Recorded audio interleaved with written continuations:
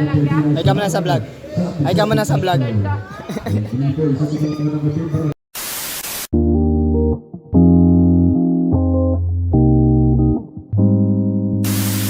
Yo, what's up? This is Jeff ng Secret Millionaire Enterprise at welcome sa Broke to Millions Vlog. At ngayong araw, same day, same hustle na naman tayo sa Barangay Kimdeng. Ang ginagawa ko pala sa Barangay Kimdeng dito sa San Vicente, Palawan ay nagta-timer ako sa liga ng basketball. Bali kaka-open lang ng liga noong April 3. Nagpalaro ang SK ng Barangay Kimdeng kasi malapit na ang festival nila. Ang pangalan ng festival nila ay AMEC or AMEC. At hango yun sa salitang Agutaynin. Nakalimutan ko yung ibig sabihin pero parang barig ata. Correct me if I'm wrong. Wow, English! At yun, nagsiset up na tayo ng ating gamit which is yung multi na digital timer. At since 2018, ito na talaga yung hustle ko. Hindi siya malaki ang kita, hindi rin makabuhay ng pamilya. Pero kung i-invest mo sa capital sa business, ay pwede. Medyo puyatan lang yung trabaho, nakakapagod. Pero na-realize ko nga, wag isipin yung pagod, isipin yung pangarap. At yun nga, magsa-start na yung first game ng Bantam Division. Bale, hindi ko lang makover ngayon sa vlog ngayon yung mga video. Nag-corrupt kasi yung ibang video. Parang clips lang talaga to ng intro ngayong hapon. Di bale, sa sunod ng mga vlog ay magpo-post tayo ng mga highlights. Walang highlights pero high muna tayo.